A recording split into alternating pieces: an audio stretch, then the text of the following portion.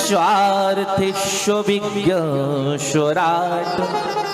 तेने ब्रह्महृदायादि कवै मुह्यन्ति सूर्या तेजो वारिमृदां यथा विनिमयो यत्र त्रिसर्गो मृषा धाम्ना स्वेन सदा निरस्तकुहकं सत्यं परं धीमहि। श्रीमद् भागवत महापुराण के प्रथम श्लोक में वेदव्यास जी ने किसकी वंदना की? सत्यम परम धीमहि। नाम नहीं लिया। क्या कहते हैं कि जिससे चराचर जगत सृष्टि उत्पन्न होती है, जन्माद्यस्य यस, यह जो सारा जगत है जिससे उत्पन्न हुआ है, जिससे इस संसार का समस्त कार्य अग्रसर होता है, जो स्वयं विराट है, जिसे किसी की सहयोग की आवश्यकता नहीं है, स्वयं नैव राजते, जो स्वयं विराजमान है, जो विराट है। और महाराज जिसकी माया से बड़े बड़े ज्ञानी लोग भी मोहित हो जाते हैं। मुह्यन्ति यस् सूर्यः तेजो वारि मृदाम यथा विनिमयो।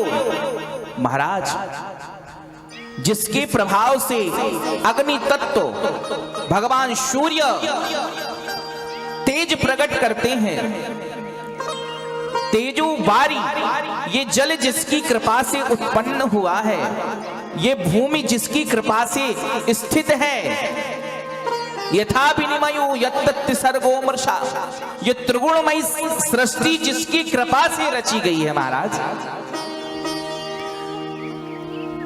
और इस चराचर जगत में कहीं पुष्प की सुगंध के रूप में व्याप्त है, तो कहीं प्रकाश के रूप में प्राप्त है।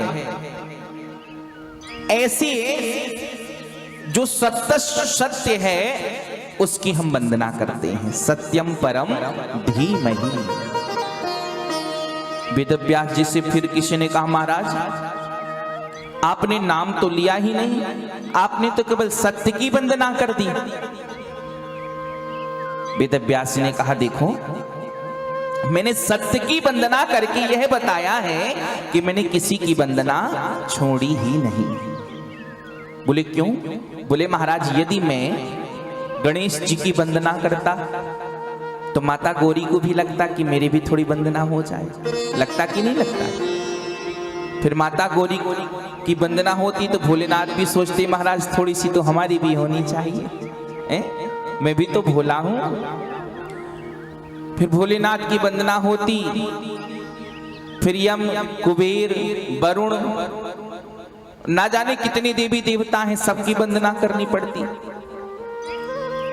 तो वेदव्यास जी कहते हैं यदि मैं वंदना में ही समय व्यतीत कर देता तो कदाचित मैं जो कहना चाह रहा हूं हो सकता है मैं ना कह पाऊं। कई बार ऐसा होता है कि हम कोई बात कहने वाले होते हैं लेकिन सुनने वाले सुनते ही नहीं हैं, उनका ध्यान कहीं और रहता है और बाद में कहते हैं हाँ बताओ आप क्या कह रहे थे। बोले वो तो बात भूल गई, अब बाद में बताएंगे। ऐसा कई बार होता है ना। तो वेदव्यास जी कहना चाह रहे हैं कि कदाचित मैं जो कहना चाह रहा हूं यदि वंदना स्तुति प्रसंग में ज्यादा समय दे दूंगा तो हो सकता है कि मैं भूल जाऊं। और एक भाव में देखो सत्य की वंदना करके मैंने किसी की वंदना छोड़ी ही नहीं। क्यों?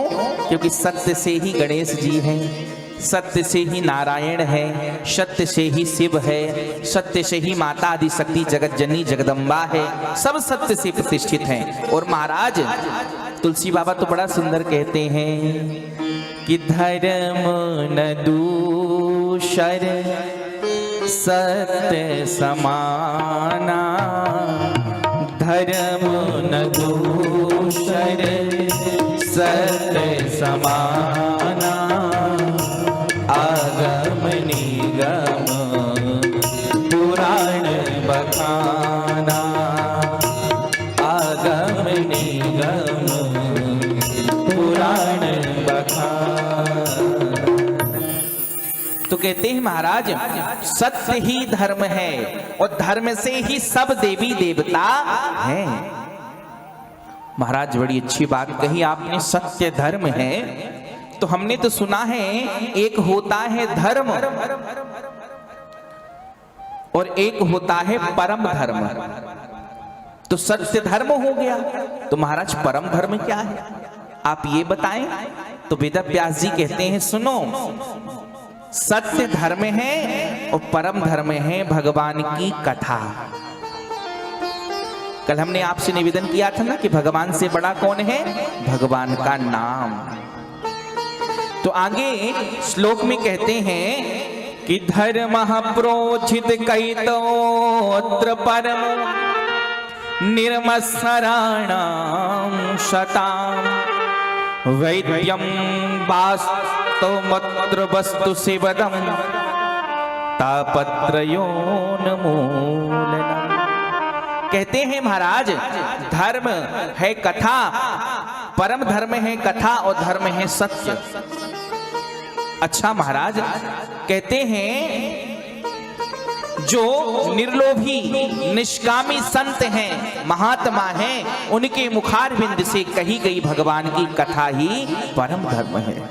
अच्छा महाराज और आपसे निवेदन करूं, ये कथा जो है इतनी अद्भुत है कि यदि कथा श्रवण करने का आप संकल्प कर लो ना तो भगवान की कथा हो जाती, कृपा हो जाती है कथा की।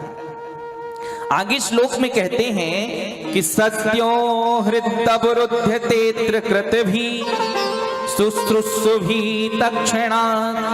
कहते हैं कि जिस समय भगवान की कथा को सुनने का आप संकल्प लेते हैं उसी समय भगवान आपके हृदय में प्रकट हो जाते हैं और प्रकट होकर रहते नहीं हैं, अवरुद्ध हो जाते हैं, चाह कर भी वो नहीं जा पाते। ये भगवान की कथा की इतनी कृपा है। अच्छा महाराज तो ये बड़ी कृपामयी कथा है, आप ये बताएं कि कथा ये प्रकट कहां से हुई है, इस कथा का प्रागट्य कहां से हुआ है। तो आगे श्लोक में कहते हैं कि निगम कल्पतरोर गलितम फलम सुख मुखाद अमृत द्रव संयुतम। कहते हैं जो वेद रूपी वृक्ष है ना, उस वेद रूपी वृक्ष से यह कथा प्रकट हुई है। अच्छा महाराज वेद से यह कथा प्रकट हुई है और वेद का यह पका हुआ फल है। और महाराज कैसा फल है, अमृत द्रव संयुतम, अमृत से भरा हुआ फल है ये। तो बोले महाराज करें क्या, इतना सुंदर फल है अमृत से भरा हुआ। तो कहते हैं पिबत भागवतम रसमालयम मुहुरहो रसिका भुवि भावुका। कहते हैं ये इतनी अद्भुत कथा है तो इस कथा को आप पियो, ये कथा रूपी जो फल है इस फल को आप पियो। अच्छा महाराज कब तक पिए, बोले महाराज जब तक आपको मुक्ति प्राप्त ना हो जाए तब तक भगवान की कथा को पीते रहो।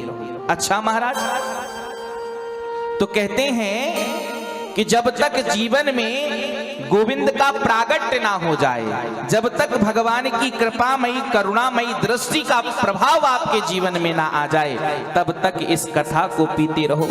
बोले महाराज मान लीजिए कथा पी रहे हैं और इस जन्म में रति ना हुई तो फिर क्या करें। बोले मान लीजिए हम चले गए ठाकुर जी के पास, बोले जब फिर जन्म हो फिर इस कथा को पियो। बोले महाराज कब तक, बोले जब तक ठाकुर की प्राप्ति ना हो जाए तब तक इस कथा को पीते रहो। क्यों, क्योंकि तुलसी बाबा कहते हैं यदि भगवान की कथा को सुनकर आपने कह दिया बस बस महाराज हो गई भगवान की कथा, वही कथा तो है, वही कथा तो है जो अभी भोपाल में सुन रहे थे। तो महाराज यदि आपने यह कह दिया कि कथा बस नहीं सुननी महाराज बहुत हो गया, तो मतलब कथा के रस को आपने समझा ही नहीं है।